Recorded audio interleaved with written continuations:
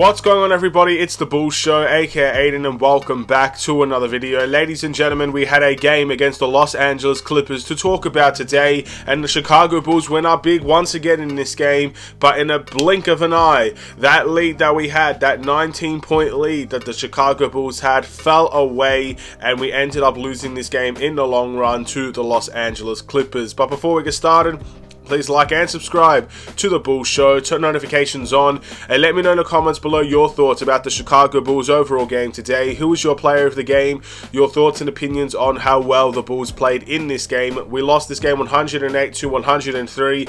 As you can probably tell by my demeanor, I'm kind of just very tired about this situation. In all honesty, I can't lie. I'm not surprised that we gave up another lead. I'm not really surprised that we lost this game in general. I just feel like at the end of the day, what we've kind of already seen in previous games, we know it can happen in this game as well. We know it can happen in the next game as well, and the game after that, and the game after that. The reality is, we don't know which Bulls team is going to show up, and today we knew which Bulls team was going to show up, at least by when we gave up the lead in the third quarter.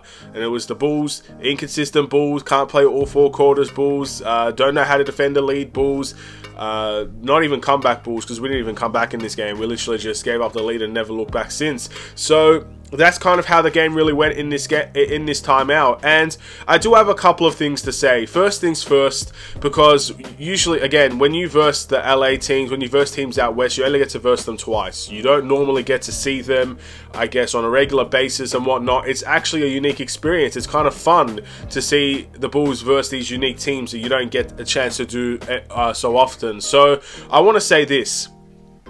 Even though the man cooked us tonight, I am extremely happy to see Kawhi Leonard back on the floor. Kawhi Leonard has always been one of my favorite players in the NBA. The silent assassin, man. He's quiet, but he's deadly. He's so good at what he does.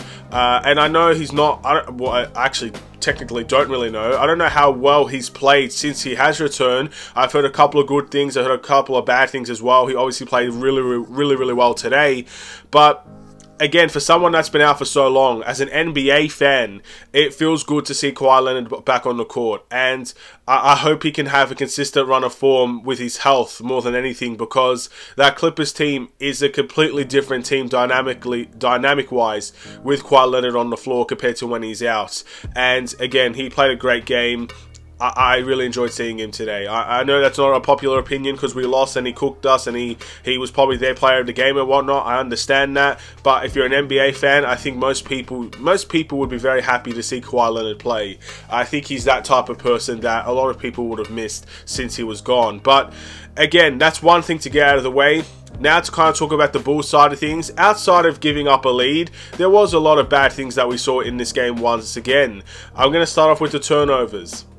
Turnovers was huge for this game, especially in the fourth quarter. I felt like for half of that fourth quarter, our possessions were turning the ball over. And it's another team that sucked the absolute life out of us defensively in the Los Angeles Clippers that forced these turnovers. Now, granted, some of those turnovers are unforced. DeMar DeRozan, I'm looking at you. So many turnovers that were unforced when it comes to DeMar DeRozan and whatnot. But at the end of the day, the Clippers defense were swarming the Chicago Bulls once again. Yes, they weren't always applying full court pressure, but they were applying half court pressure. They're an athletic team that is probably one of the better teams in deflections, just like the Bulls are. So again, that really hurt us, and it led to multiple upon multiple turnovers that the Bulls committed. And DeMar DeRozan is the leading factor in that. I thought DeMar DeRozan had a very bad game this time out, but at the end of the day, the rest of the team as well really had a bad time in terms of turnovers. I saw a couple of Zach LaVine turnovers, Kobe White turnovers, Alex Caruso turnovers on the inbound. That's the second time that Alex Caruso has inbounded the ball to a turnover. Not the best play from Alex Caruso whatsoever. So again, there were turnovers galore in this team, and I think that hurt us more than it helped us. I thought in terms of the way that we actually played, especially in the first quarter, we played some good basketball, man. We went through Vooch. We were incredibly good from the three-point line.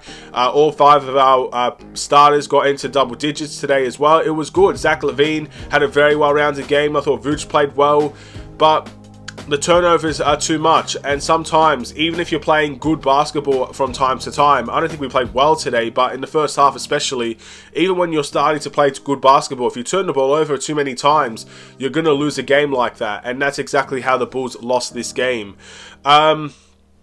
Small ball again, I thought was very, very disappointing to see, especially when the Clippers knew exactly how to force the Bulls to go bigger. Basically, in the second quarter, as soon as Zubac came into the game and Derrick Jones was in, that changed the whole dynamic of the game for the Clippers, really. They took advantage of the mismatches. Zubac is a very good rebounder, especially a good offensive rebounder as well. I just felt like at the end of the day, the small ball was played too often, and I think it hurt us from time to time. And we even saw Billy Donovan was aware of this, and that's why he played Andre Drummond for however minutes that he played, like 2 or 3 minutes in this game. And that's why he was put in there, because we needed a bigger body for Andre Drummond. And again, you can tell by Andre Drummond's demeanor when he left that court after playing 2 minutes. He's not happy with the environment that he is in with the Chicago Bulls team. I really do believe at this point, I'm hoping that we trade Andre Drummond, because the last thing we want is an unhappy center that doesn't play any games for the Chicago Bulls on this team. He looks deflated in many ways. At least that's what I thought when I was looking at Andre Drummond once he exited that game. He looks deflated. He looks defeated. He looks like there's no hope left. And that's not a player that I look at and say, he's going to accept his player option in the offseason. Let's keep him for the rest of the season. And I can't see that happening. So again, I think if there's anybody that needs to go from the Chicago Bulls team, and yes, it's going to hurt me to say this because I want Andre Drummond to play and be successful here, but I think he has to go because the Bulls are wasting his time, and I think he's wasting his own time trying to give hope to himself when clearly the hope is not in him anymore with this Bulls team. At least that's what I saw when I watched Andre Drummond, I guess, exit this game. He didn't look very happy whatsoever.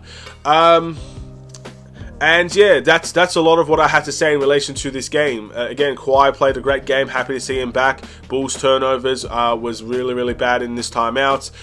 Bulls handling in the clutch, not very good whatsoever as well. DeMar was really, really bad in this game. Again, even if he wasn't turning the ball over, I literally felt like everything went wrong for DeMar in this game. If it wasn't a turnover, it was a bad shot. If it wasn't for a bad shot, it was probably a foul on the defensive end or something of that way. You could tell he was extremely close to getting a technical. He was not happy in this game. I've never really seen DeMar DeRozan play like that. It felt like he was out of control in many ways. Usually the one thing you talk about DeMar is that he's in control of the game. He dictates his own speed. He knows how to handle pressure situations. He knows what to do when certain people come at him in certain ways. It felt like in this game he just looked off, completely off in this game, and it looks like he did not have the control of the game that he wanted. And again, it's very, very rare to see that for DeMar, but I really thought he played a very bad game this time out.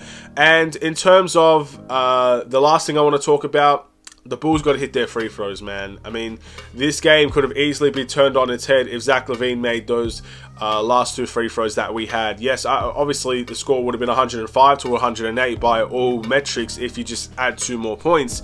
But at that time, 3-point play, Zach LaVine makes all 3 free throws. I think this game could have went in a different direction because of that. Now, by no means am I blaming the loss primarily on Zach LaVine. Again, I don't think he cracked 20 points today, but he was so well-rounded. I think he got 14 rebounds, 8 assists, something along those lines. I don't have the stats with me at the moment, but again, I thought Zach played a very, very good game here. So I'm not going to be disrespecting Zach LaVine for that. I'm not going to be disrespecting Vooch for that either. But I do feel like at this point in time, if the free throws were made, we could have been, I guess, talking about individual performances and a Bulls victory here, which is normally what I do when we win. So you got to hit your free throws. I think that's just the basic thing. I'm sure Zach LaVine would have known that. He does know that. Again, he's a very good free throw shooter. I think he understands how important free throws are for his own season. He's trying to get to the foul line more this season because it's 3 points. That's why it's a free throw. So a bit upsetting in that retrospect. And once again, I will say this as well. The Bulls do not play not only to the opponent's level. That's not what I'm trying to say. The Bulls do not play the way that they usually play from the start of the game. We started off this game very, very well. and we completely went away with what works. How many times did you see the Clippers go small ball, have Nicholas Batum or Kawhi Leonard or Paul George or Nikola Vucevic, and we didn't go into the post, or we didn't, I guess, try to force a situation where the Clippers had to double and triple team our players, especially Nikola Vucevic, who is the bigger player on the team. I thought Vucevic was outstanding from the three-point line, and I think he did okay in the paint, but again, not utilized enough, and it's been an ongoing theme for the Chicago Bulls. So we have a lot to work on. Inconsistent Bulls are still here. They're not going to go anywhere, are they? We just have to accept the facts that we are a play-in team at the moment. I mean, the West Coast, look, to be honest, I think the Clippers' record now is 29 and 25 or something like that. The Bulls, I don't even know what the record is at this point in time. I'll probably check it by the end of the video. But yeah, at the end of the day, when it comes to the Clippers, they're 4th in the West and they only have 29 wins. We're not that far away. If we were in the West, we might have had a chance. But teams like the Nets and everybody in the East, it feels like they're a little bit more ahead than what the West Coast teams are looking like at the moment. So again, I think top 4 is not achievable for the Chicago Bulls, I'll be honest. I think a play-in spot is where we're going to end up finishing, and that's what we're competing for. We'll see whether or not we'll get the job done, but I do think we have enough talent to be a play-in team, maybe even win the play-in tournament and advance into the playoffs in that regard. But I'm not too sure at the moment. We'll have to wait and see. Time will tell. But the Bulls showed up for half of a game and disappeared in the next half. And you also got to give respect to the Clippers. They heated up in this game. They shot their three-point shots. Their defense was swarming. I'm not saying the Bulls lost to themselves in this game, like how I probably would normally feel, especially when you're losing to lower caliber teams. I think the Clippers played a very good hand in why the Bulls lost this time out as well. The must-improve for me will be DeMar DeRozan. I think his scoring was fine, his efficiency was fine and whatnot, but scoring isn't everything in the NBA, is it? I mean, you could clearly tell he was very uncomfortable in this game. You could clearly tell that there were certain things not going his way, and it's not something we usually see from DeMar. It's a rare sight to see DeMar DeRozan struggle like that, but I don't think I can give it to anybody else. I think he is the must-improve. My player of the game is Zach LaVine. Again, I thought he heated up very well, but man, he did a little bit of everything in this game. Defensively was great. Offensively, had a really strong game as well. Playmaking-wise, rebounding-wise, again, there's not too much that Zach LaVine didn't do in this game, and that's why he is my player of the game. The Bulls' record is 23 and 27, and I kind of want to talk a little bit about what I mean by top 4 for the Bulls is very, very hard to obtain. So, if you're looking at the Eastern Conference, if you're looking at the 4th and even the 5th seed in the Eastern Conference, the Cavs and the Nets both have 31 wins respectively, alongside of the Heat, who have 29 wins on their season as well. The Bulls have 23. Their record is 23 and 27. So right now we are 6 games away from the 6th seed at the moment. So you're assuming that the Heat, in some way, form or fashion, if you're looking for a top 6 spot to avoid the play-in, the team right now, the Heat, are going to lose a lot of their games and the Bulls continue to win. And what we've seen already, the Bulls have not winning consistently, so that's one thing. But if you're waiting for Miami to just gradually lose every single one of their games and just go on an incredibly bad streak, you're relying on something that's a small % chance of happening. And not to mention, you've got the Knicks, the Hawks, the Wizards, and the Pacers all in front of us as well. And you're basically asking them to lose all their games as well. I really think our best spot right now is a play-in spot. And it might be the bottom half of a play-in spot. It's a play-in spot nonetheless. That's what I think our level is right now. I can't see us getting to 31 wins and hoping the Nets will lose every single one of their games. It's just not going to happen, guys. Again, it's very similar to how the Lakers are in the West. A lot of people think the Lakers can avoid the play-in spot and become a playoff team. And look, if you're a Lakers fan, I hope you believe that, but most NBA fans will understand the Lakers' ceiling at the moment is probably a play-in tournament spot for them, for their own career, because again, they are also not winning on a consistent level. So I kind of compare ourselves to the Lakers in this way. Yes, we have a lot of talent. Yes, we probably should be higher than where we are, but we're not winning on a consistent level. And no matter what talent levels you have, if you don't win on a consistent level, you're not going to get a top standing in the East or the West. So that's where we are at the moment. Our next game is against the Charlotte Hornets. We versed them already before. As I said in the Bulls Weekly video, I expect the Bulls to win this game. The loss that we suffered from them will be well into our minds and thoughts. We know Charlotte are a team that will try to pressure us once again, and again, if you let a young team get confidence on you, they're going to take advantage of that. So the Bulls got to be ready from the start of the game to the end of the game. I think if we play 4 quarters of even just good basketball, not great basketball or amazing basketball, if you play 4 quarters of good basketball, just solid stuff, I think you win this game against Charlotte. But if you collapse the way that we have known to be collapsing in the last couple of games, don't expect much from this Bulls team against Charlotte either. I'm going to end this video here.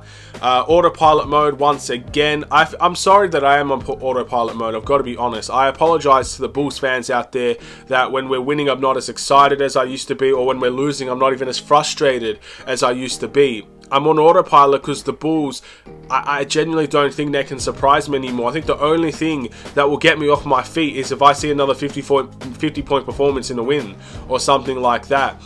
Something that's just truly exciting and historic for this Bulls team is really what's going to get my emotion up. But if we're just going to win, even if we won this game against the Clippers, I was seriously on autopilot mode the whole game.